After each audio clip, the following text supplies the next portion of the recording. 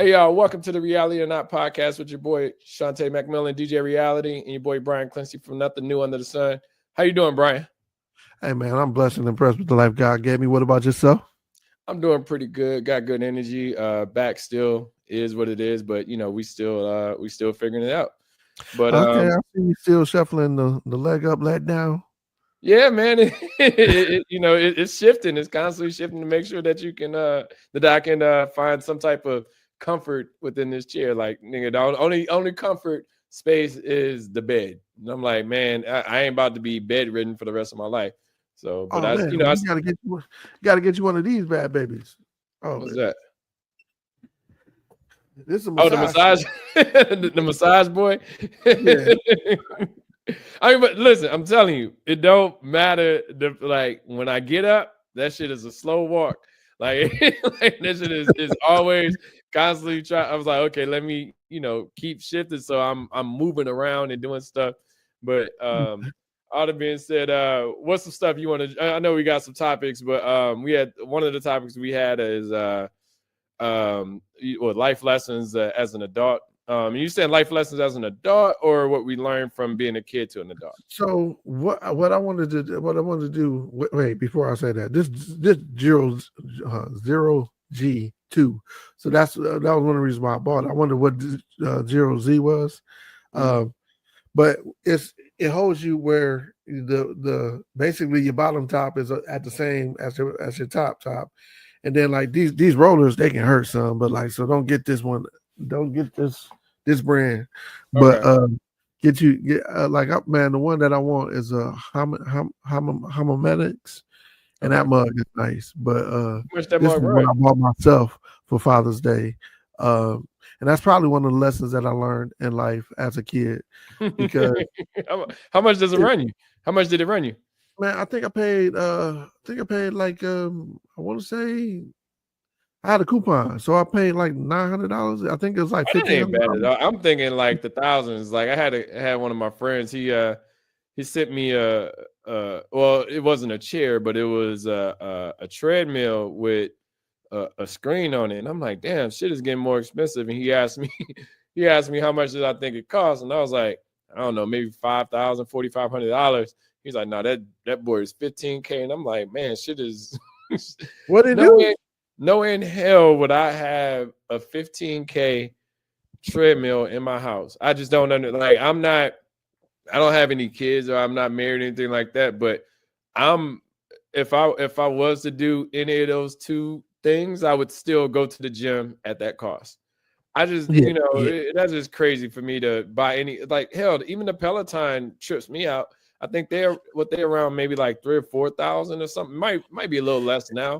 But and you got to pay a subscription. That's the thing that people don't be understanding. Yeah, like it don't work the right way if you don't pay a prescription. I mean, a subscription. I said prescription. Bro, listen, I go to cycling class, LA Fitness every Saturday morning. Well, most Saturday mornings.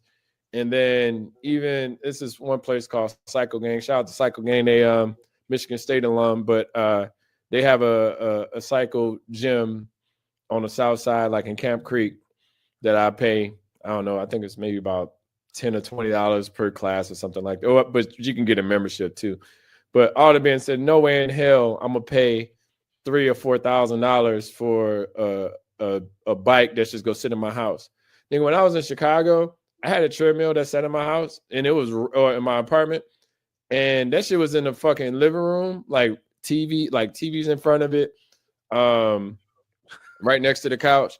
Nigga, I ran on that bitch for like 3 times, nigga. Like, and I stayed in that apartment for 4 years. Nigga, like, I just went on it, like, I just sold it. I was like, yo, and that's why, like, sometimes us is as black people, or I want to say black people, I think people in general, but I speak from the black people delegation, is that we get things, we hold on to them based off of thinking that they have this particular value. And it's like, nah, nigga, just let it go. Like I said, that treadmill, I think I maybe sold it for $60, but that shit is worth way more to somebody else than, like, I wasn't using it at all. I still go to the gym consistently, and I was going to the gym at that time consistently, but I wasn't using the treadmill at the crib. I was like, nah, man, get rid of that shit. Just having extra shit in your house for no reason. You know, that's when you get all of the clutter and all of the things, and it's like, bro, Lessons and then learned as you a get to the child. point like, oh, I shouldn't get rid of it. So, Man, lessons learned as a child. My mom would buy stuff, especially exercise equipment, and never use that stuff. I like you see the stuff like the board on what you call it, and I was like, why would you keep buying this stuff and pay these 3 payments of $29.99 or whatever, and never use it? Like it's we had the Suzanne Summers thing that like. Like, and I'm like, what, Ma, like, if you really want to work out or you really want to do something, so like that's a lesson that I learned as a kid. Yeah, that falls within this category. I'm trying to stay on topic, but no, but one of the biggest lessons just because it's on sale don't mean you have to buy it. Hey, like I'm your mom's nephew, dog, because like I'll be finding stuff on I bought some pillows. This pillow, right? The set on Amazon was $128. It's some cool seam or whatever, right? You know how much I got it for? How much? $28. I was about to say $40. Yep. $28.05. That was the total, right? And so I was like, hey, I do need some because I got a bed that doesn't have any pillows on there. But now I'm looking at it like, hey, I kind of like these. Maybe I'll keep them for myself. But they got that little cool gel in there. So like, cool as the other side of the pillow. But so I do seize the deal sometimes. But again, bro, you got to get out. Listen, man, what I'm starting to do now is I'm starting to get rid of clothes that I got like this little section in the basement that like I throw stuff by the door. So when garbage day happens, I just pick the whole thing up and I just put it in the dumpster or in the green trash can or whatever. Just because it's like, bro, I've had this shit. Only thing I got so I have this Kobe Bryant shirt and it's from Shaq. I don't know if you remember when you told me you was gonna look for it the last podcast. Huh? You told me you was gonna look for it the last podcast. I know where it's at. I'm not gonna wear it because I've never been to, hey, I gotta go viral or anything like that. But that's one of them things. Is like the shirt literally says, "Kobe, tell me how my ass tastes." You know what I'm saying? And it's from the Shaq little rap and stuff like that when they won a championship in Miami. But I'm like, but I don't know why I'm holding on. It just feels like I feel like I need to keep it, but I need to throw it away because I'm never going to wear it again, just based off of my man demise and passing and stuff like that. Like I'm not going to wear it again, but I'm trying to get out of it. Like throw that shit away, or give it away or something. That's a collectible. It might be a collectible at one point, right? Fuck that, man. It's hard to collectible. How much we keep collecting shit. That's the problem. We collect so much shit. Hey, I ain't into collecting stuff that don't bring any value. I don't like a lot of stuff. Like again, lessons from my childhood. I hated dusting. And I'm like, why do we have all these little trinkets, gnomes, and stuff, plates that we ain't never gonna use, like display? Like what? Why do we have a china cabinet? What the fuck is a china cabinet for? Niggas do not go to the china cabinet and use any of those fucking dishes. Like, why do we have a china? Like, it makes no sense. We literally collect things.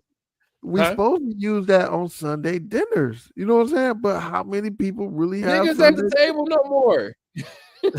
Niggas got food trays. Niggas like in my living room, I got this little table that raises up, like it has one of those like the top of it raises up to like food level where you can put your food there, like right in front of the TV.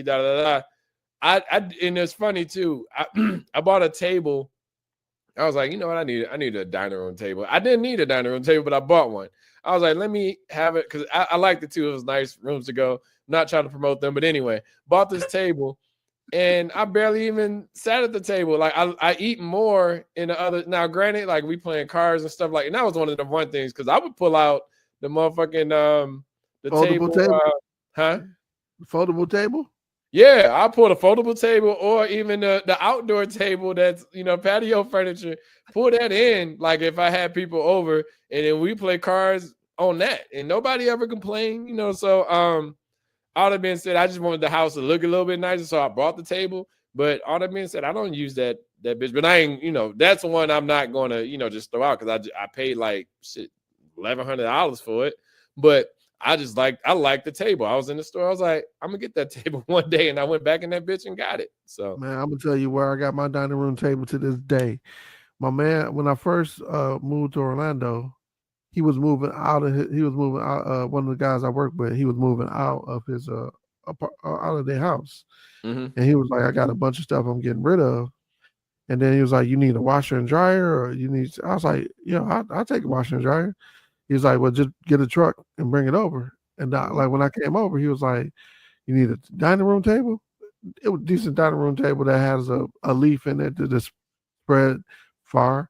And I was like, yeah, I'll take it. Yeah, I don't have one. yeah. So it'll be a good addition because I never believed in buying a table. Like, man, my mom, she was one of the people that would buy a living room set, buy a dining room set, and then like 5-6 years later, get rid of it and buy another one. So like, I didn't buy furniture for a while because I was like, yo, this is good. My mom I took her old stuff.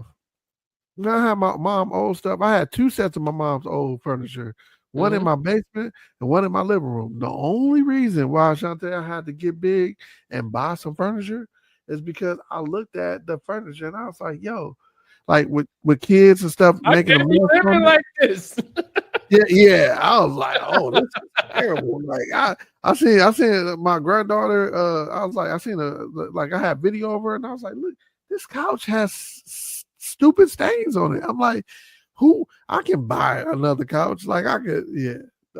Listen, I remember staying in an apartment after college, and like I said, we didn't have no money. I went to my guys, my college roommate. I went to his wedding this past weekend, and you know, and all that being said, like we had, like my mom bought some couches for me from Aunt Shirley, and I had those couches. Like I said, they weren't like, because I don't know if you remember, Aunt Shirley at one point in time had a furniture business, whatever. But I know she had a furniture business. I remember she had oh yeah, I did, because she had like a warehouse.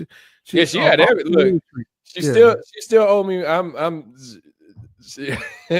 ain't gonna talk about that anyway, because I bought a motherfucking desk and I never got my shit, and she literally told me like, that's on you. And I'm like, all right. But anyway, I had bought some used furniture, or mom's bought some used furniture from her, and like not even from the furniture place, from her house, and that's where like I had those couches. Like those were my first set of couches, because before that, all I had was a futon and a camping chair with an extended leg rest on it. That was literally my room. That was Jay's room. I gave it to Jay, like it was Jay's room. I let him have his own room, and I just chilled on the couch at that point in time. But all the been said, like, nigga, like my base furniture. And I was watching Breaking Bad. I've been rewatching it and shit. And I was looking at I don't know if you watched Breaking Bad, right? Yeah. So I don't know if you remember Jesse Pinkman. He was the other dude that Walter White and Jesse Pinkman. Yeah, so he brought him into the business. Yeah.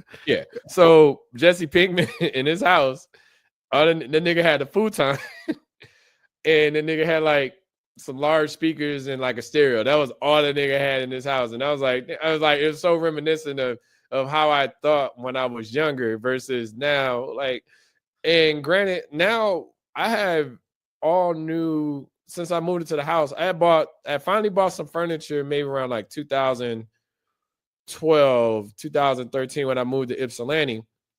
And I had that furniture all the way until 2013, all the way until like 2022, somewhere around there. And I was like, man, it's time to get some new furniture. So in that, no, take that back. That's a lie.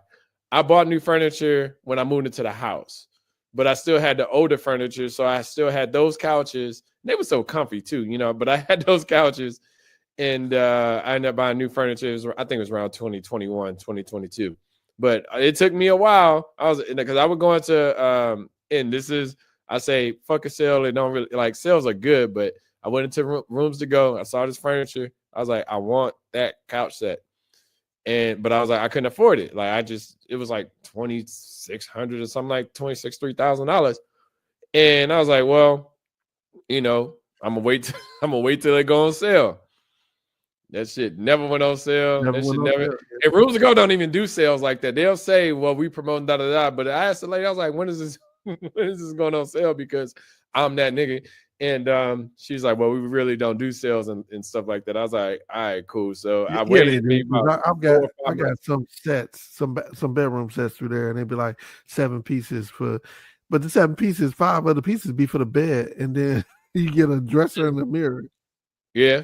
Yeah, now look, all my and granted, I started out doing the Wayfair, and that's why I was like, okay, this ain't it. Like I was buying stuff. I bought a bed from Wayfair.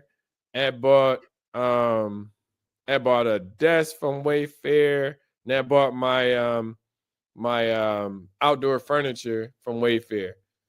And none of that shit lasted. I just like the bed, I just tore down and threw it out because that was a piece of shit.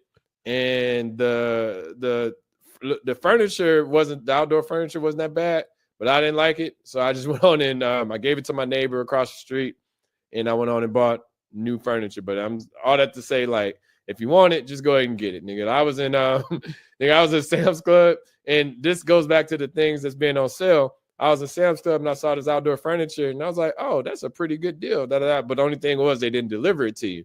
Like, so that's, that was them trying to get rid of excess stock and stuff like that. So I had to, I rented a truck from Home Depot, drove out to where they had it available, dropped it at the crib, and went back. I rented for like a couple hours or something like that. But long story short, if you want something, get it. As an adult, don't be hostage into a way of thinking, being younger, thinking that, oh, you have to do it like this, you have to do it a certain way. Just go ahead and do it, because and don't put yourself in a bind doing it though as well too. But just note that if you want it, then find a way to get it, because sometimes we get locked into the constraints of what we can and can't do, and it's really like money is essentially the only thing that could stop you from getting most things that are tangible in life. You just got to think a little bit bigger. And see what's crazy, and I like the topic what you was talking about, fake versus real, right? Because money is an obstacle, but for some people, like, money ain't really that obstacle. Like like I look at some people and I'll be like, dog, I love how they putting it together. They living their best life, but I couldn't do it because they live on the edge at times.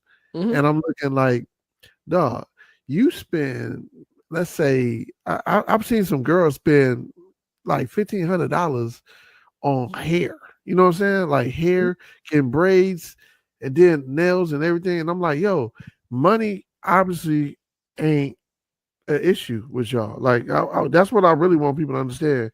People is spending money. I don't necessarily know if they're leveraging the future earnings, you know what I'm saying, and saying, being like, yo, I'm gonna have bad credit, I'm gonna live with it. But yeah, like within that box. Yeah, you understand what you spend for one, and that's one of the life lessons that I learned. Because like I'm gonna tell you, I had 3 big things that I learned as a kid. One, the basketball court taught me, dog, if you want respect, you gotta earn it and you gotta keep it, right? So if you go to the basketball court and you and to this day I live by the same law. Ain't nobody taking my necks. You know what I'm saying? I fight for this. I grind for this because. Oh, why was that such a problem? Why? Like, if I call next, why was that such an issue? With I ain't hear you call next, or we didn't even see you, nigga. I call next. Like, I've been sitting here. You don't gotta pay and that's the thing. You ain't gotta pay attention to me to understand that I got next. But if I call next, you're not taking my next. And even what does that mean? There's go people even that don't know what that means. There's Huh? some people that don't know what that means, Sean. Okay. So in basketball, pickup ball, etc. If you're on the sideline and you get to the court and they're already running and like they're playing basketball already, they're playing a game of 5-on-5, and to get on the court, you gotta once the one team loses, you got the next game, and within the next game, it's so many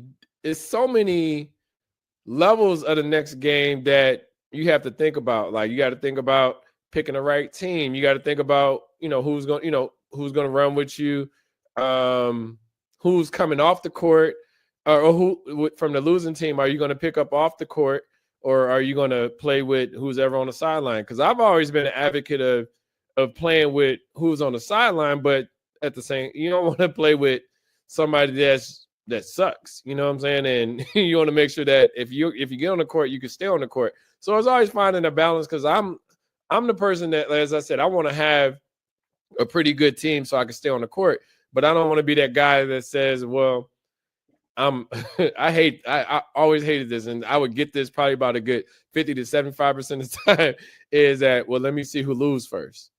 That shit always bothered me. I was like, well, nah, pick up on the sideline. You got all of these people that's waiting to play. So go ahead. All that to say, these are my Saturday games. So I play on the weekend down here, right? At the public court, right? Mm-hmm. It really depends on what you're doing. If you're trying to get runs in, we just on Saturday, that's our day. That's the day that the older folks proclaim as ours, right? Mm-hmm. So now, because we out there in the morning, we set the tone. You pick up okay, OG. 5. Yeah, you pick up the next 5 here. You don't get to pick the people off the court. The next 5, the next 5 is who playing, right? So you don't get to pick, and we run it. So we not like you. We get the ball and we going. Like we out here to get some good runs, and so now Sunday is the games where the young people is like, yo, we trying to win, right? Mm-hmm. And they want to pick. And a lot of times they'll pick the people that's on the court that's playing incredibly well will be the ones that stay on the court. It'll be like, you have to wait next after next after next, because when you say next, when you say I got next, if a person ain't picking you up, like you said, like if they say, let me see who lose, you got to call next. So if they lose, the person coming off the court, anybody coming off the court, don't call next and take your next. These niggas will take your next. I come from Craig School where, it was a school that then, but the court, we be up there playing, the younger people be up there playing, the older people come and take us off the court. And then you be like, I want to play next. They be like, yeah, okay. And then you'll never get back on the court. Like, I stated my claim, and I was like, look, y'all, we was playing here, and I'm gonna continue playing here, and it was my next. I'm playing. Give me the ball, and ain't nobody playing until I get on the court, right?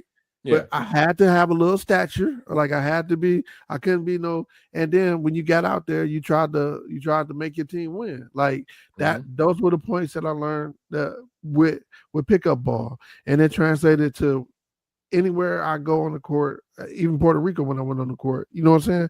I'm like, look, I got next. So mark me down. I'm playing. You know what I'm saying? And ain't nobody taking my next. And like you said, that lesson, that lesson. It literally you're standing your guard, you're standing your ground, and you're fighting for the next. I don't want to say in basketball, but you're fighting for the next thing that you want to have.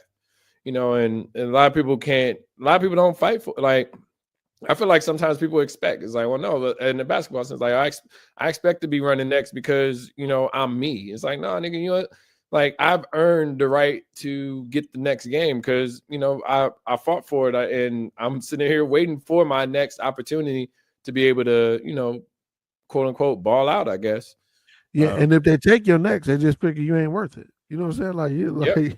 Niggas be taking next and not even picking you up. And I'm like, hold on, like what kind of like, nah, like, but I, like you said, I've learned in the sense that if you don't speak up for it, then it is what it is. Like we ain't, and it ain't been too. I mean, I've seen some fights on the court, but it ain't been too many instances, or I like them instances are minimal that somebody's gonna continue fighting you for it. They just testing you and seeing if you go fight for it or not. Like. And honestly, in some situation, I mean, if I actually had next, I'm gonna fight for it. But if it was like a little bit of blurred lines and like who was in the gym and stuff like that, I'm like, well, why don't we just run together? That'll make it easier. Like, and when you get to that point, well, no, I'm gonna wait till I'm big enough off the court. I'm like, nah, nigga, like either we go run together or it's my next. So, yeah.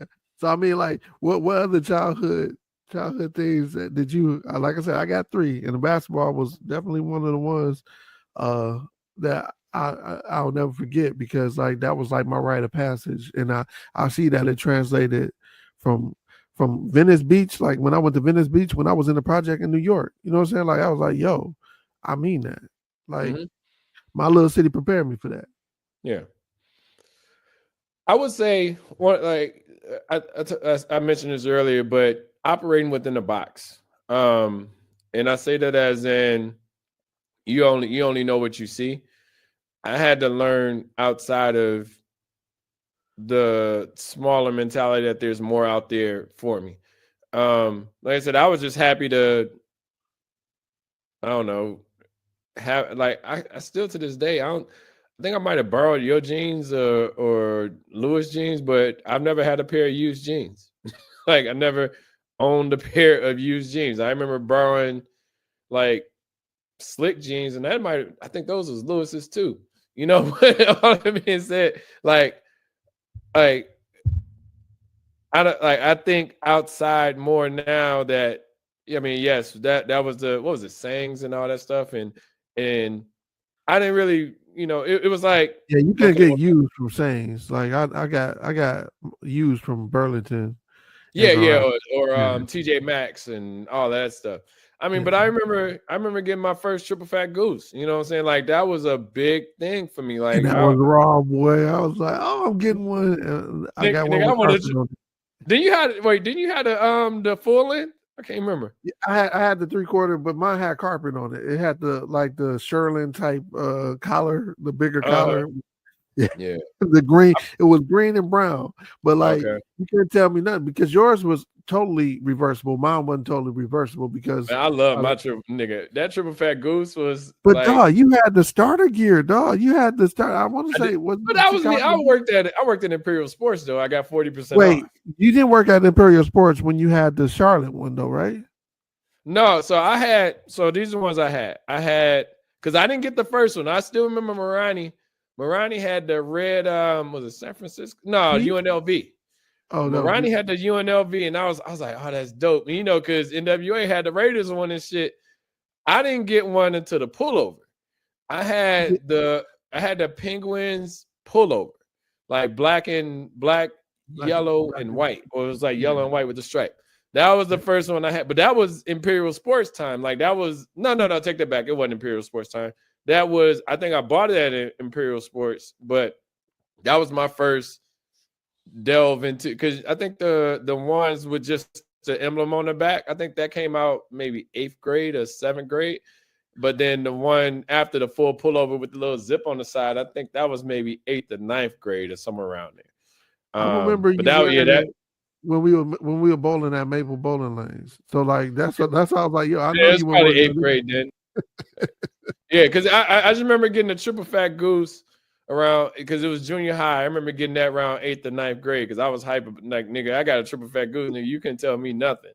Like, nigga, I had that. I remember the feathers was coming out and shit. Like, but all that to say, like, I learned that there's more out there, than just what we saw. Cause like, where did you get your triple fat goose from? I know getting mine from Grand Rapids. It was Burlington. It was Burlington. Okay. Yeah, it was definitely Burlington. Because, like, dog, listen, to even that part of being outside of Mesquite and seeing that, going to Grand Rapids got more stuff, or going to Detroit has more stuff, or going to New York has more stuff, or going to Chicago has more stuff. And it's like being I'm well, I want to say well traveled now, but like I had never been to Detroit until I went to college. You know what I'm saying? I had never been me too. directly to Chicago. Like the only places I had been was Mississippi. You know, it was no I didn't go to Flint until I went with you. You know what I'm saying? You had family there. You went, yeah. So, but you haven't been to Grand Rapids. You have been to Chicago. I hadn't been to Chicago. You definitely been to Grand Rapids and Kalamazoo because when you with us when we went to Kalamazoo when Dad was showing us our people or something in Kalamazoo. Nope. You talking about was that Rick? Nah, that wasn't Ricky. Yeah, Ricky was with us too. Yeah, it was us three. Yeah, okay. Yeah. So because that was the only time I had ever been to Kalamazoo, and I was like, Kalamazoo, like where they get this name from? I had never been to any of these places. So say for instance with Kalamazoo, I've been to Kalamazoo. Well, I've been there more now than never because Aunt Alice is there or Portage. But like only time I would go to places was traveling with the band. No, and that's okay. So a little bit of a lie. I had been to Chicago because I went with the band, but I hadn't been to like Chicago to like be there. Like we were literally going for a band trip to perform. It wasn't like you going to Chicago to to have not a coney, but to have a Chicago style hot dog and stuff like that. Witness the culture. Yeah, you weren't going there to witness the culture. See, yeah. I had went. And it's like seeing the bigger things out. Like, I mean, I told you, I still want to go to Mississippi to this day. Like, and it's probably way better than what I thought it was. But for me, in my head, like it was a way of punishment. It was almost damn slavery, like punishment to send you down there on the fucking plantation almost. But all the being said, seeing things like as I'm older, I'm like, oh, these things are here. These things are like.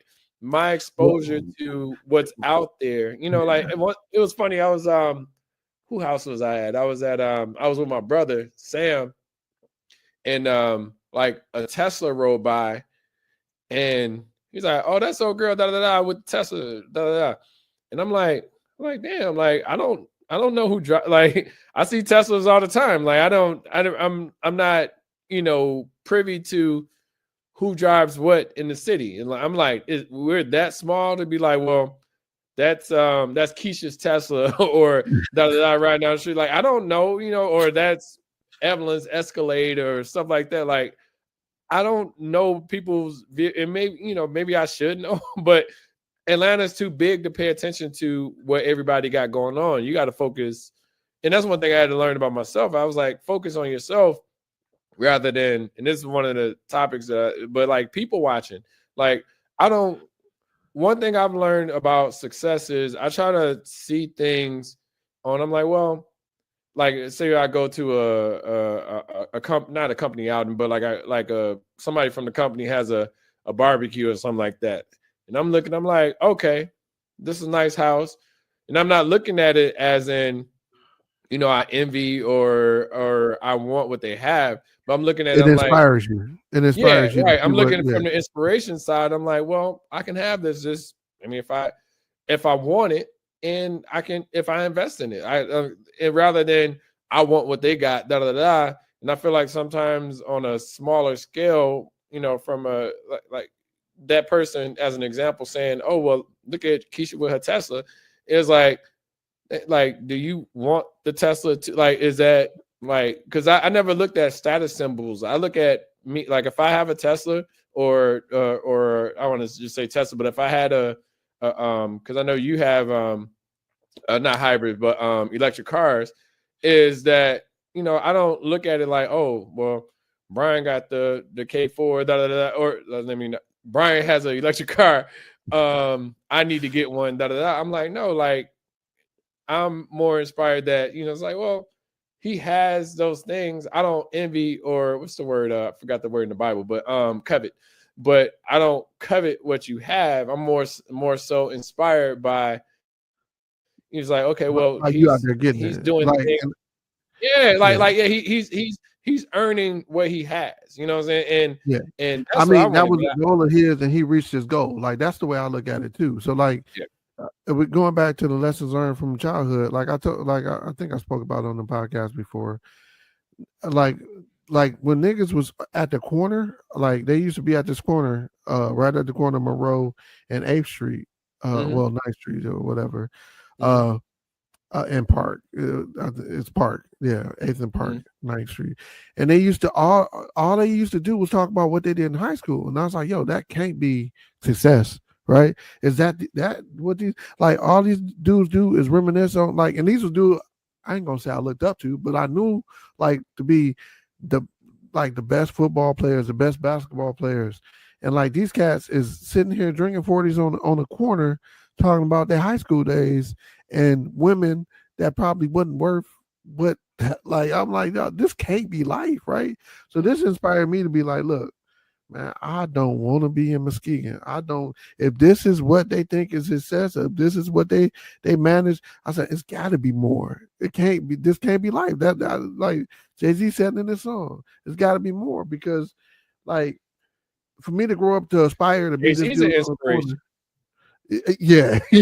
Inspiration. Yeah. Like I look at these people. I look at them for, like I said, I don't want what Jay-Z has. I don't want what 50 have. I look at them as, like you said, inspiration to, because I was talking to someone the other day and they were saying how 50 doesn't 50 doesn't like, he doesn't have like these family values, And I was telling them, I was like, well, for one, I'm not looking at his personal stuff because I care less. But two, I see him with his young. I mean, when somebody, I feel like this. 50 is very, not petty, but 50 is very, I would say, emotional in the sense that if someone comes at him, then you're the op and you're the op forever. It doesn't matter blood, relationship, etc., friend, whatever. If you come at me, I'm coming back at you. So as an example, you look at him and his son. I think it's DeMarcus or his Marquise. Yeah, his son. You know, his son said something about him, and one of the things that 50 said that kind of resonated with me. He was like, well, you know, so, and he was trying to, you know, it's weird when you start to get to that point of, okay, now you done created an op with 50, and that's what you don't want to do. But he was explaining, he's like, well, you know, most of the time, us as men, we side with the mom. And like for mom, father relationship and stuff like that, we side with the mom. So whatever disdain that he was essentially saying, whatever issues that she has with me, he's picking those up, even though we still have a relationship together where, you know, I'm there for him. I still, you know, do the child support. I still pay for his things. I still make sure that he's, you know, in a good space. But when you get to the point of like creating, like you hanging with Floyd Mayweather or Rick Ross and stuff like that, and you know, I don't mess with those dudes, it's like you're just doing this more so from the attention standpoint that I can't really fuck with you.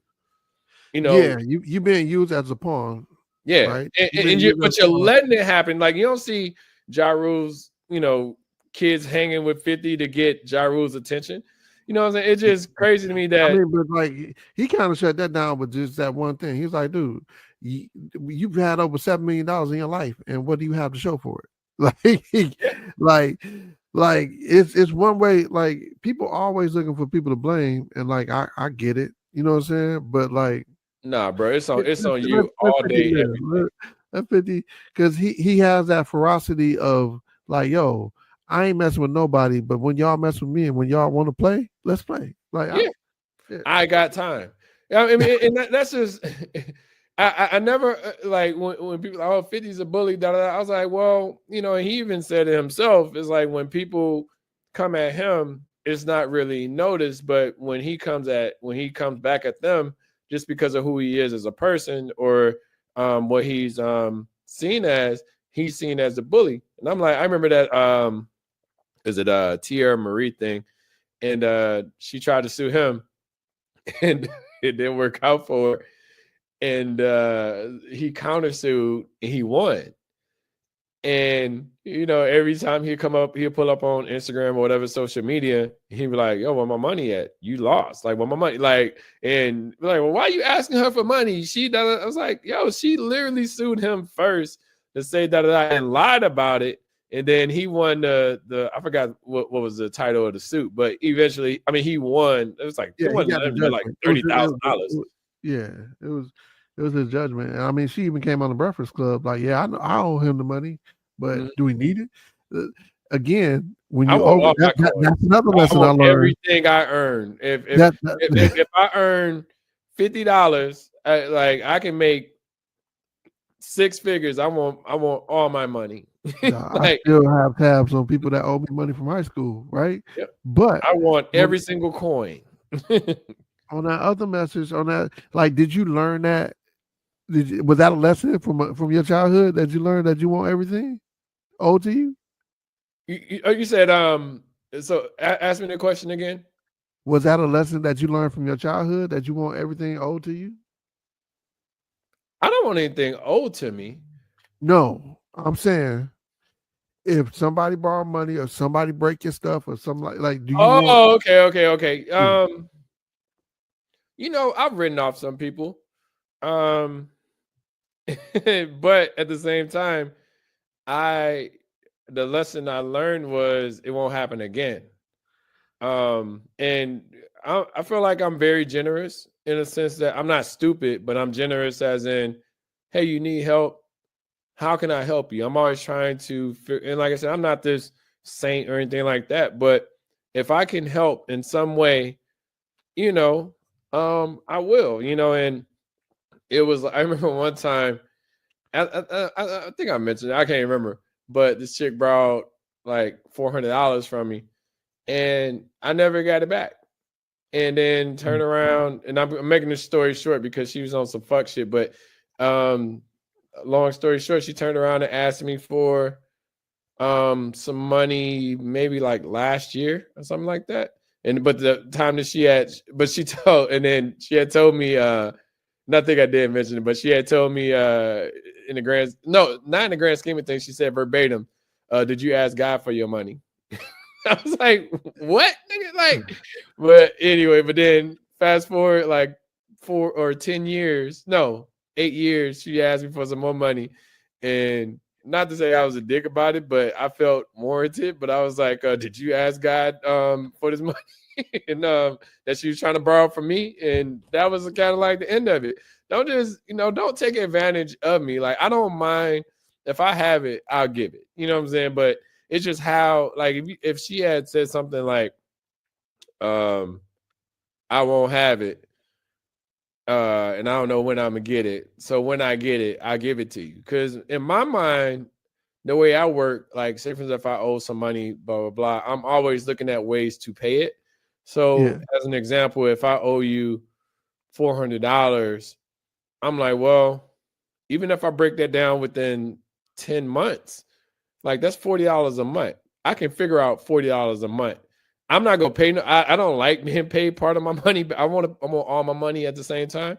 So I would rather you say, well, I ain't gonna have it. I'll pay you in like 6 to 8 months and be fine with that. Like, okay, cool. But if you tell me some bullshit like ask God for my motherfucking money, I'm like, nah, nigga, like, and it ain't no way you can come back and ask me for any more, But yeah, I mean, yeah, that owing part is definitely huge. But I had to learn that's the other part that I learned as well, too, is to let that stuff go and move on. Like I said, they still owe me money, but I could sit up here all day. It's a quote from Tupac that I love the quote. He's like, it was about spilled milk. And he was like, you can cry all day, you can be all mad that, this happened, or you could just let that shit go and move on. And it's like, yeah, I mean, I had to learn how to move on from things rather than holding things within and just making myself mad. And I was like, yo, I can't like that person. I remember my roommate, he ended up passing, but my roommate in college or after college, he I would pay rent. I would give him the rent money. He would take the rent money and pay my rent and not his. And he ended up I went to the office. I was like, is there any, and this just happened. I go to the office. I was like, hey, is there anything that we owe or anything like that? Is everything in good space? Like, well, no, you guys are about to get evicted. I'm like, what? And I'm not even knowing this. So then I come back to the apartment. I tell him, he's like, hey man, I ain't had the money. I was like, bro, I'm over here clearing shit, nigga. That was at the height of DJing. Like I'm promoting, so I'm clearing easily, probably on a DJing tip, like $3,000-$4,000 a week. You know what I'm saying? And that's, like I said, that's on the low end, but I'm paying my rent, and you just sitting up here just not paying it at all, and I'm over here balling my ass out over here, and about to get evicted. Yeah, we about to get evicted. We went to like him and his mom, like we went to court, and his mom ended up paying it, and then he's still, and that's one thing on my credit report. It's not on there no more. Of course, that was from like 2005, but that's one thing on my credit report I refused to pay, because what he did was it got paid, and then we moved out. And we moved out in July, and that's when I moved to Chicago. But that happened in May, so he didn't pay June and July, which ended up on the credit report for like $600. Like our rent was only $650 a month at the time, and we split. We got a 2-bedroom flat in fucking Lansing, Michigan for I'm paying $325. He paying $325. So it ended up being on my credit report for like $700. I was like, that's one thing. I was like, my pride would not allow me to pay that $700 to get that shit removed from my credit report. But all that being said, like, even still with him, I knew that he couldn't pay it. He still remained a good friend of mine, but at the same time, I knew I wouldn't do like money transactions. Yeah, I can't do business with him. I can't do business with him. Yeah, dang. So like you actually hit another one that I learned, like the third one. I won't do money transaction with my mom either. So, but keep going. I don't do business with my mom anymore. Like I can't say that because I still do run her cell phone. Like I still pay have for her my cell phone. Yeah, no, but I will not. I will not look. Oh man, so another story time. So and you know how my mom can be. So story time. I forgot what I was doing. It was something, and I called the phone company, T-Mobile or Sprint. Well, they the same now, but I called them, and I was like, hey, and I had automatic payments, stuff like that, or auto pay, and I was like, hey, look, I don't like how high my bill is. Y'all need to do something about this, because we were starting to get into the 200s. I was like, why am I paying over $200 for a phone? And I'm hearing deals like, oh, you could pay $45 or $35 per phone or whatever per month, unlimited. And I'm like, okay, wait, I'm over here paying fucking $200 plus for a phone bill. So then I call him. I was like, hey, okay, so start taking these things off. But then they tell me, well, you have this line, you have this line, you have this line. I was like, what's this other line? Like, we only have 2 phones on our account. It's like, no, well, you have this iPad on here. And I was like, the iPad on here? Like, where did that come from? And I'm gonna give a little bit of context. My mom is not internet savvy at all. She doesn't have an email address. She doesn't go. If you asked her a URL, she would not be able to tell you, even though the URL would essentially be the company's name. It's like it essentially be jcpenney's.com or Nike.com, whatever. She would not be able to tell you how to get somewhere online. So, and she don't care. And she don't care too. Like, that's the thing. She don't care unless she can find a benefit to her right there. She don't care. She's not gonna do it. So she has internet service on this iPad. It's like, why does she have internet service where she doesn't even use it? Mind you,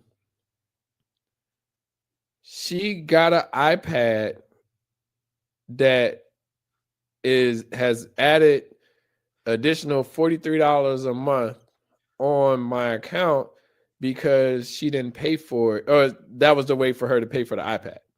Yeah. So essentially what they did was Sprint told her that you can get this iPad for free if you sign up for this package or if you sign up for this service.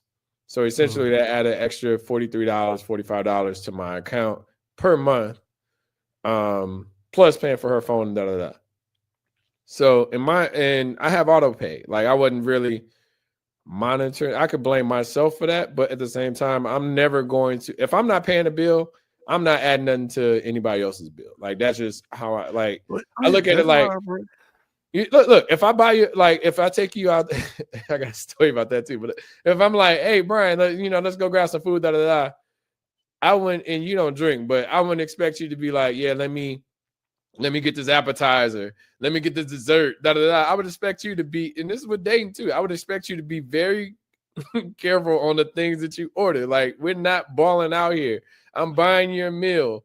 Eat the fucking meal. Like, if you get a drink, whatever. But don't be buying like 5. Don't be trying to be on my tab just because it's my tab. Dog. Oh, the bill ran up. Huh? Real quick, my mom did that to me. I took her to Red Lobster, and I thought, yeah, mom, get what you want.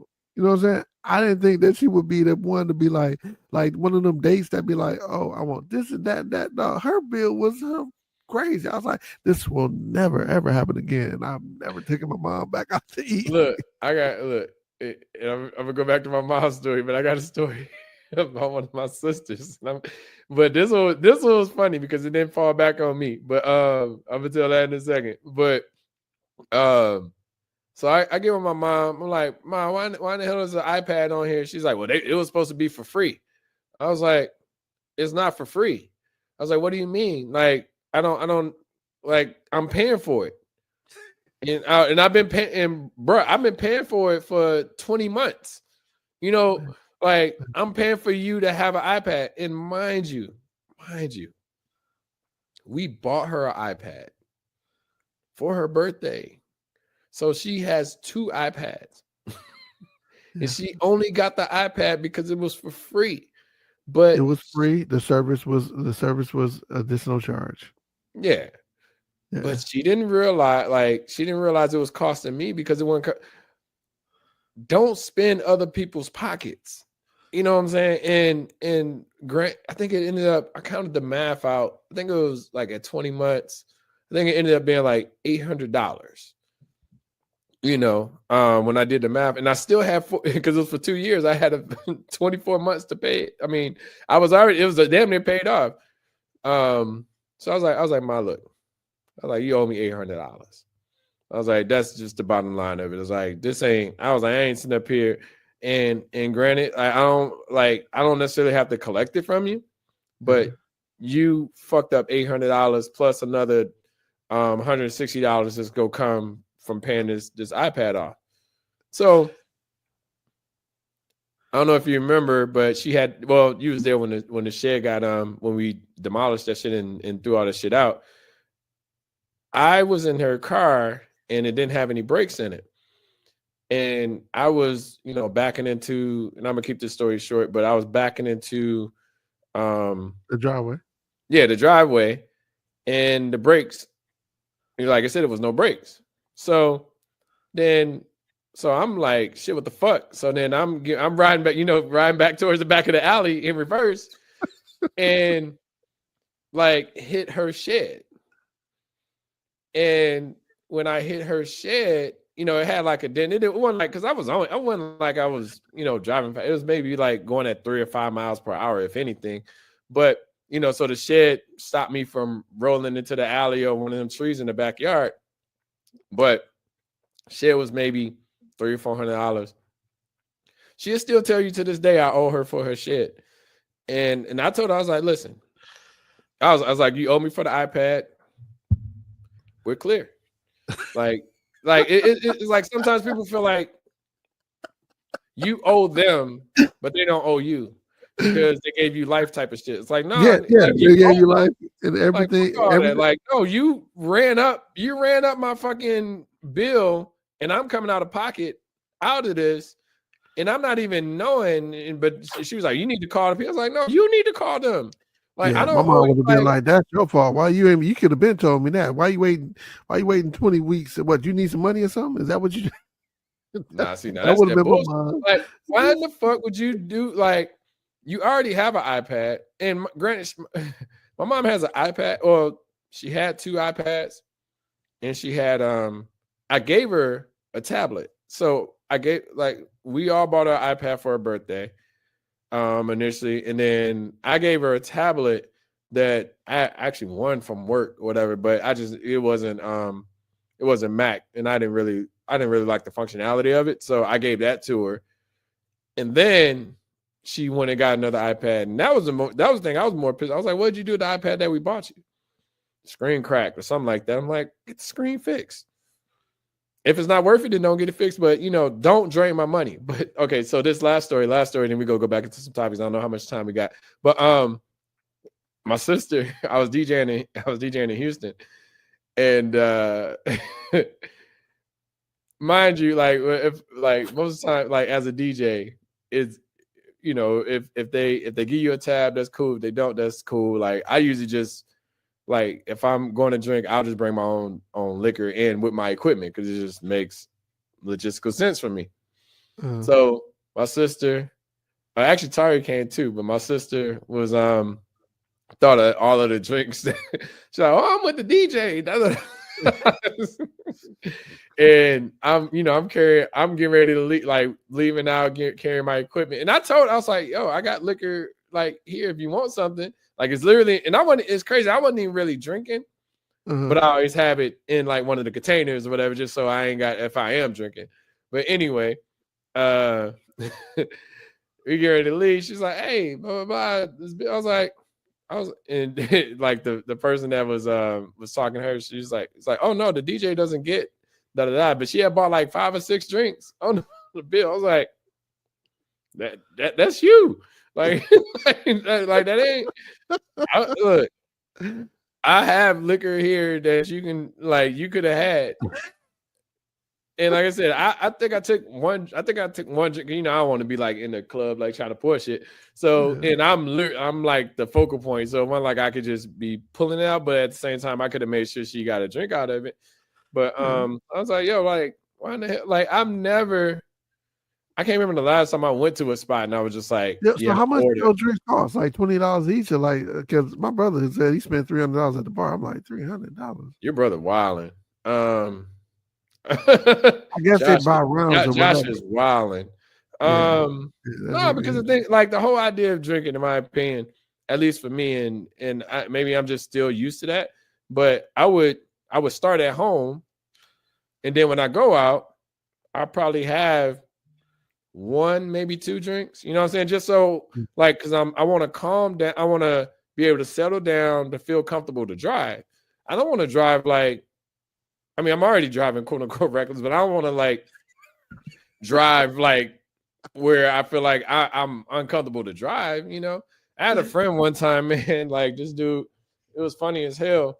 Like he was like, we had went to this spot. You remember Wet Willie's? Well, it's still in Miami, but it was a Wet Willie's here.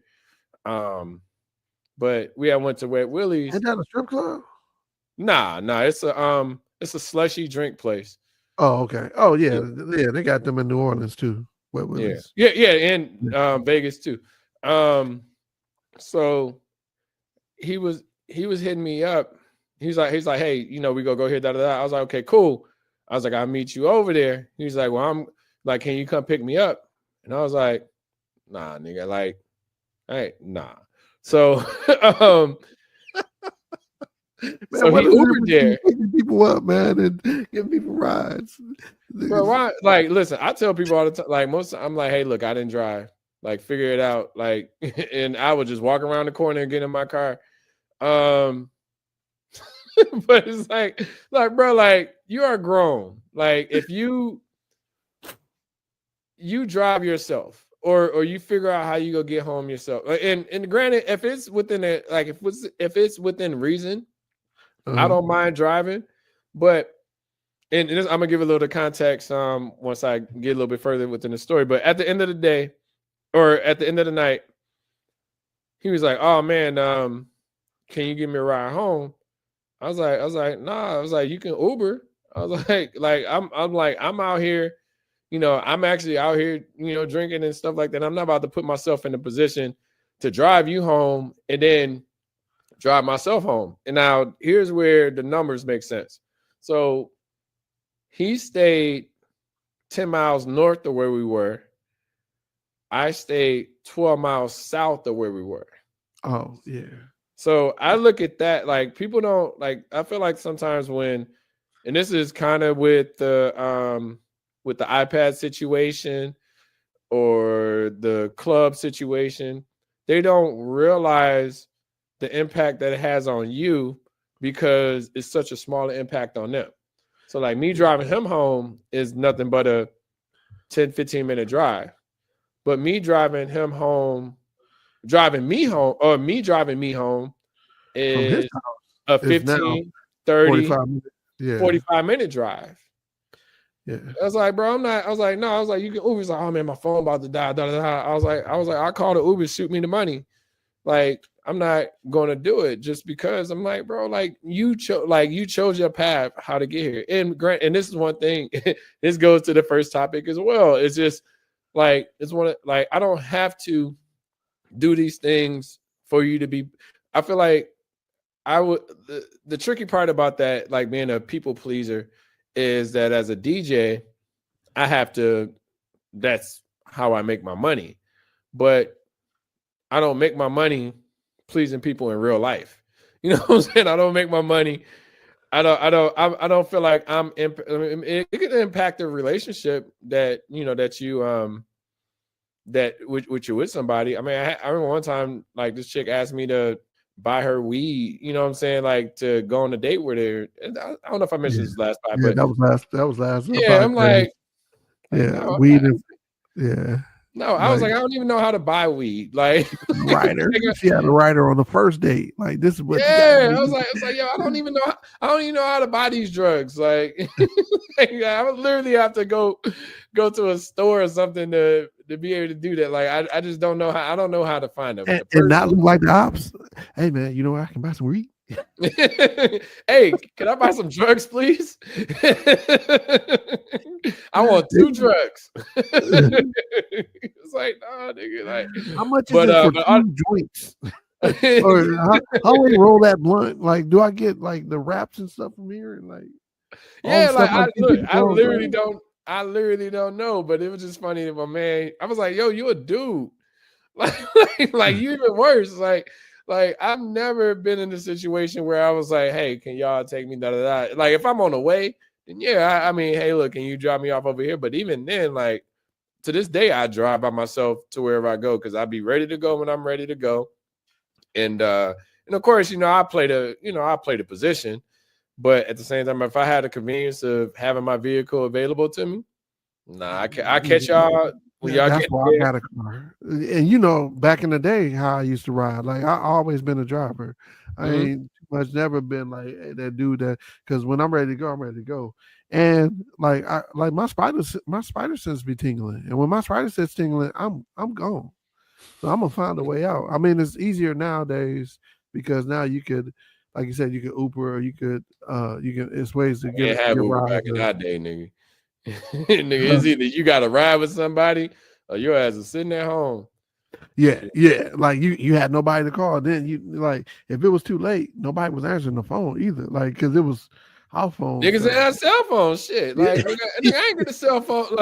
Look, I ain't get a cell phone probably until like maybe 2004, 2003, somewhere around there. Yeah, nigga, I had no cell phone till. Yeah, I didn't have no cell phone. I was definitely out of college. In the 90s, you ain't have a cell phone? You said the 90s? Yeah. Hell no. Nigga, you know I how was hard it telling was you. for DJing, nigga. Like niggas would hit, I could niggas have would hit sold you a my celly. fucking, I huh? could have sold you a celly because like I was selling them back then. So like Oh when no. I came back from school, I was working at Sears, and I was like, oh, this is the lick right here. Like selling cell Mhm. phones, and then the aftermarket of the selling cell phones thing. Like no, that's why I try to do right because I know I've done wrong in my past. Nah, it's okay. But listen, but look, it's like this. What Freeway say? If my kid's hungry, steal your dishes out the kitchen. It's like you wasn't doing it based off of malice or anything like that. You was doing it off of survival. You was doing it to better your position. You wasn't doing it to It wasn't I for wanna s fun. huh? It wasn't for Yeah, gaining more than you had to. Nigga, I yeah. remember look, nigga, I remember one time, like, it was me and my boy Todd from college. And bro, like, I mean, but we can even go back to the CDs, but like in high school. But anyway, me and my boy Todd from college, like we had a little scam that we would like, but then, like books left around and stuff like that, they would return to this certain office. But within this office, there was two doors. So it was a door where the reception lady was at, and then it was like the door behind her, and where the reception lady was at, like a little bit further behind her, that's where they would put the books. So we did this like maybe 2 or 3 times, but I would go and talk to the reception lady and keep her busy or occupied while he'll go back there and grab the books. And then we would take her back to the bookstore, and we wasn't getting a lot. We was probably getting $40, $50 or whatever. $35 for them thick books that you Right, paid $300 for. Yeah. right. You know what I'm saying? But we just saw it as like, well, shit. Like I always, I always try to put in my mind on why I had to do it. And that You listen, bro. One time, at one point in time in my car, nigga, I couldn't afford, like, I got into an accident. I couldn't afford to get the light fixed. So, nigga, I had a flashlight in the place of the headlight. that builds character. Look, and when I would drive at night, I would turn on the flashlight and keep it moving. Like it's nigga, like it was hard times, bro. Like I stayed in the apartment, or I stayed in the house with a couple of my roommates, and our rent each was $175, $185. Nigga, I couldn't afford to stay there. Nigga, I had to move back into the dorm.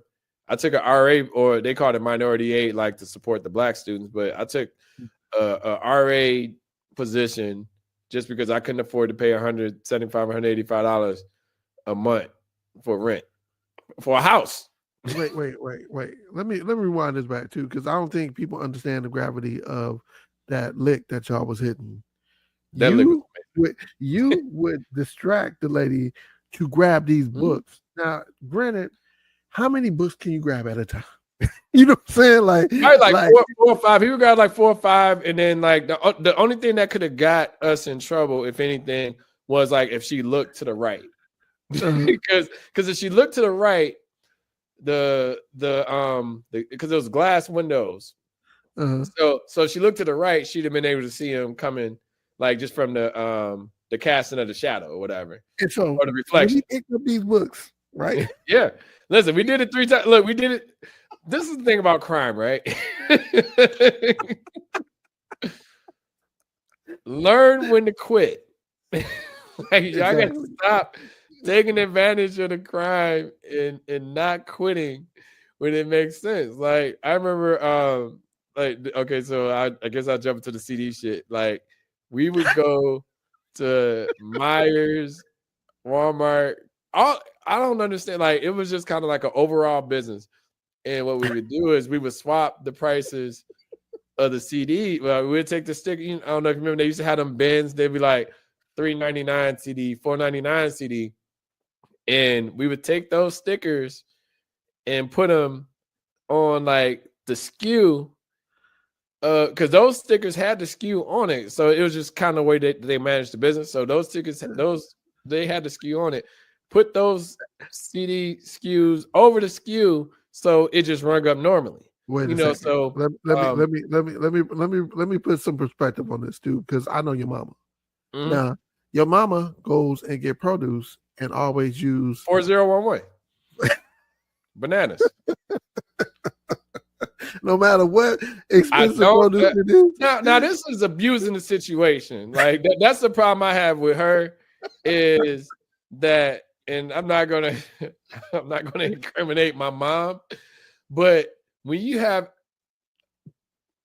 unlimited access to being able to make sure that your groceries are paid for, there's a point in time where you stop and you just go ahead and eat the full price of said item.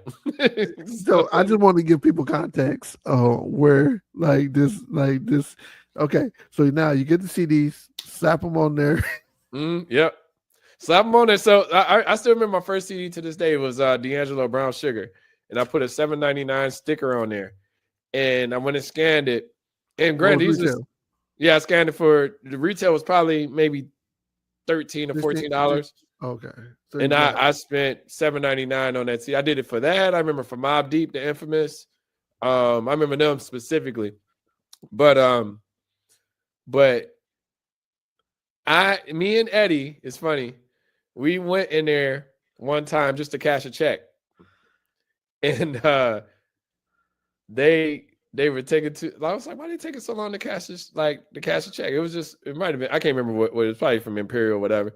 But to cash a check, the guy pulls us to the side, is like, hey, look, you can't come to Myers no more. We have footage of you doing da da da da, and here are the images. But the thing was, we was doing it so good that they couldn't actually say, they couldn't prove it. Yeah, because what I would do, I knew this is the criminal part. I think I would be a great criminal, but I just don't believe in the risk versus rewards. But I knew where the cameras were. So what I would do was I would grab the sticker from somewhere else, but I made sure that, okay, camera over here, camera right here. I would do it so quickly. I already have the sticker in my hand, put it on the other one, but I make sure that you couldn't see it with the cameras. So when he showed me the little pictures, I was like, oh, y'all ain't got nothing. Y'all just got assumptions. But I got banned from Myers for a year. Me and Eddie got banned from Myers. Eddie did too, because Eddie was like, I was banned too. Yeah. No, I mean, Eddie was doing it that nigga was doing it too. That he was the biggest music, not to say he's the biggest music criminal, but he was the biggest music collector. You know what I'm saying? At that time, Eddie had more CDs than any of us. But fast forward, I was at Michigan State, and I still remember this to the day. So I was like, well, I'm banned from that Myers, whatever. So I go. And I get Faith Evans CD, and I put the sticker, do the whole little transactional thing, put the sticker on there, and I'm looking at the register, and I was like, okay, who's, trying to gauge who's not go. And I looked at this one dude, I was like, yeah, he was like a black, weird looking dude. And I was like, yeah, he just go swipe it. So this nigga, I go and swipe the CD. Or he goes, sorry, CD. He's like, hey, this can't be right. I was like, all right, man, just forget it. Da da da. I just went on and walked off and left. And that was the last time I ever swiped or changed the price of a CD ever in life. Nigga, I was like, I'm done. But nah, it's just understanding that. And granted, I love music, so that was one of the main reasons why I was doing it. And I couldn't really afford to buy CDs at the regular price, but shoot, nigga, times was hard. Like I said, even me moving back into the dorm, but I remember, nigga, I would go to stand in the dorm. My mom gave me $20 for that was $20 for damn near until Thanksgiving. When I went to college, and I was like, Mom, I gotta eat. She's like, well, you gotta eat in the calf. I was like, yeah, they got food. But listen, The calf closes at 2:00 on Sundays. So like, when am I gonna eat? Like, nigga, I used to go to Yaya. I remember I would go to Yaya's and get their old chicken that they would throw out just because, like, so I can have something to eat on Sunday. You know what I'm saying? It's like, so I don't have no remorse for, like, I don't know. It's just that shit bothers. Like, don't, like, you could have gave me more than $20 to go to fucking college, nigga. Like, I'm over here like trying to figure out how to eat, but at the same time, I'm okay with not tough love. That was just that was dastardly love. Like that. But you think she knew? You think she knew that? I mean, you think she was? But so that's the exposure. That's why I say when you're thinking inside of the box and not being able to see outside of it, you're only seeing for yourself. Like you're looking at it like dog. We were survivalists, right? Yes. But you don't want to make I don't want to make you struggle, and I can help you. Like I want you to understand and figure out things on your own. But if I can help you, I want to make sure that I can make. I don't want nobody to have the same path that I have. I don't want nobody to that journey. I don't want nobody to just struggle for the sake of struggling. Like if I can help you within that struggle, then yeah, like. Like it's one of the kids that I think that's an issue because like they had to figure it out, right? And like and their world changed on them, right? The world changed on them to where they like, I don't know what's going on, right? Mm-hmm. So then they like, hey, you from me, you gotta figure you'll figure it out.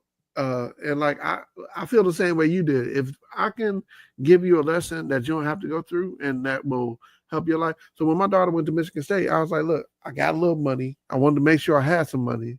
So like if you do go through that period of time where you don't know how you're gonna pay for college, I got you. Man, I paid for a semester of her college and that was not my plan, right? Mm-hmm. And I'm like, you got this opportunity, make use of it. And I think sometimes like even me doing that, like if I would have been a little bit tougher, like, hey, figure this out. You know what I'm saying? But I don't know if their generation is built like that because it seems like they just fall and cry or crumble or whatever because like like you said, survival of the fittest. Like we got hit the ground. Ain't no such thing as a halfway crook. Like yeah, but look at it. So look at it like this, right? Like I'm saying in my situation.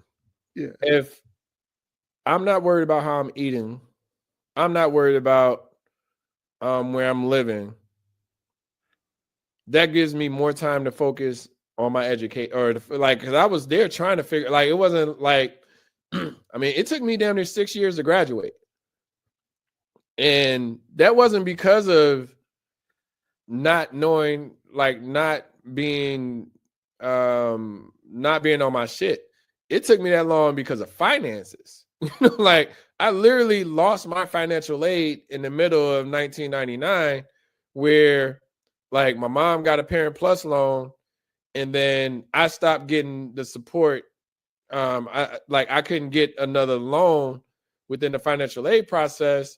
So it screwed my financial aid up for almost like a year and a half. And then within that year and a half, they were unwilling to give me back the courses that I'd already taken. So I had to retake like 5 or 6 courses that I'd already taken because like 40 credits. Because the financial aid didn't come through. So I was still going to class and all of these things, but they wouldn't, and this one, it's funny too. On my cap, I gotta see if I can find it somewhere. My mom might still have it somewhere, but my cap and gown, like when I graduated, like on the top of my cap, it says "fuck Foresight." That nigga probably dead by now, but it said "fuck Foresight." The programming language? No, for like Forsyth. It was the guy that was over the computer science program. Yeah.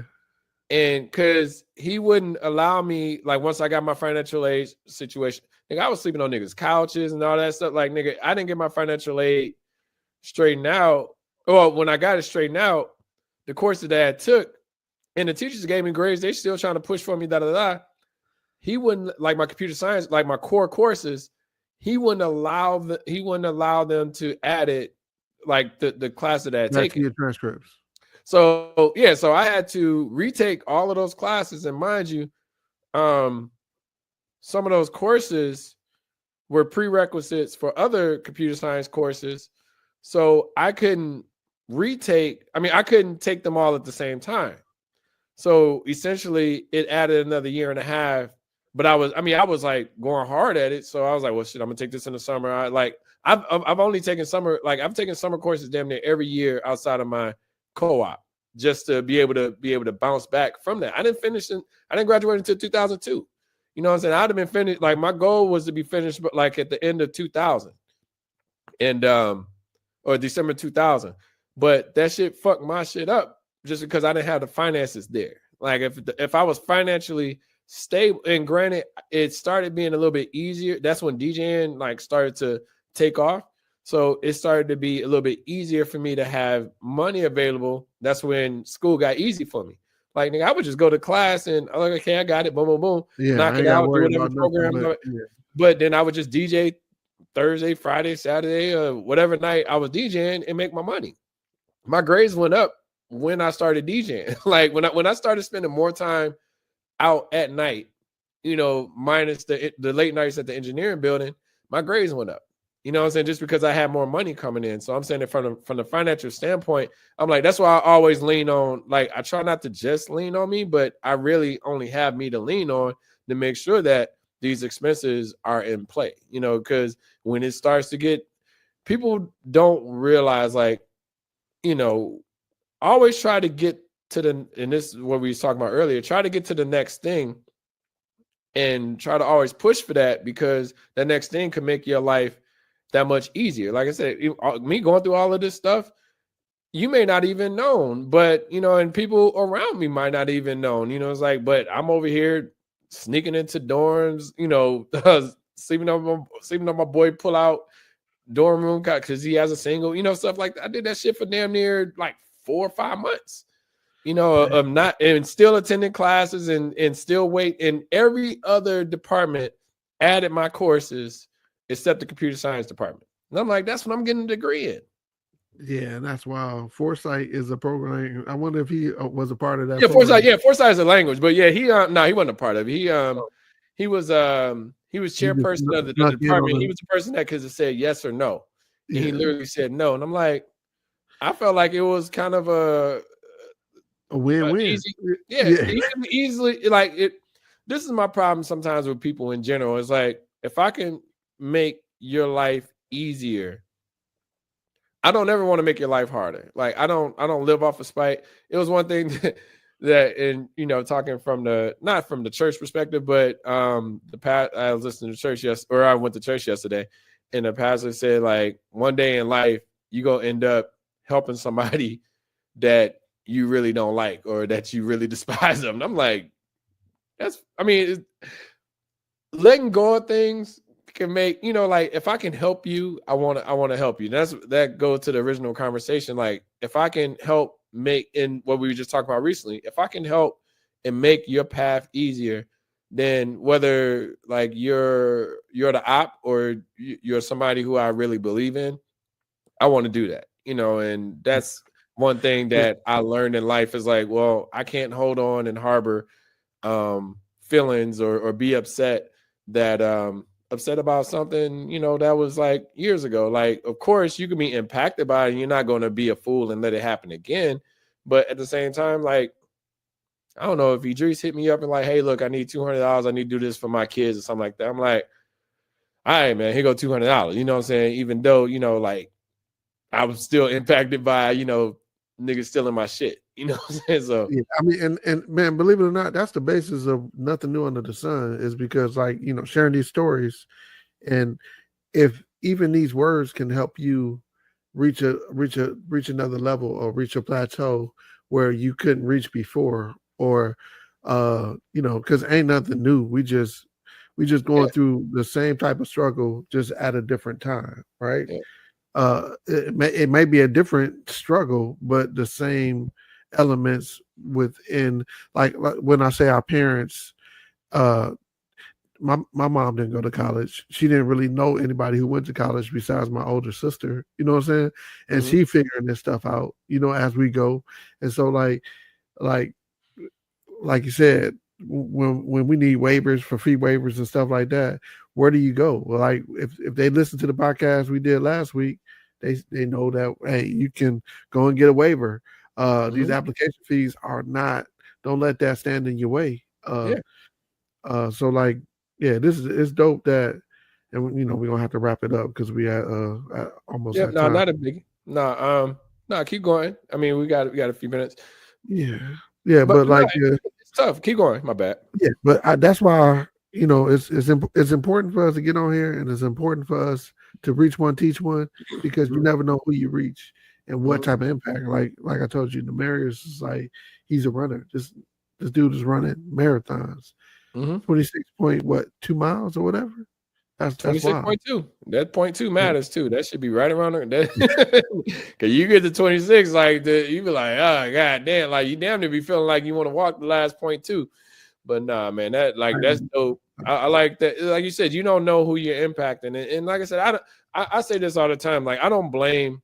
I appreciated learning young on what to do, because now, I mean, I still figured it out, but I don't put that on anybody to have to learn the things that I had to learn to be able to be successful. I feel like people can still be successful in their own way. And if I help and you still choose to go a different route, then that's on you. But if I don't do any help and you end up going a different route, you almost, like, I feel like sometimes it's because you didn't help me out. It's like, well, no, I don't blame, like, I don't blame anybody else for anything that I've done except me, because in the grand scheme of things, I made the decisions that I made. I make the decision. I hold accountability to myself for all my losses and for all my gains, so I'm like, hey, look, I did that. I don't know if you remember, it was a scene in was it Coach Carter, and and all these dudes, they was hooping, and they was playing a game. They was like talking shit because they had got good and stuff like that. And then like Samuel Jackson, they were back in practice, and then his son had made a layup.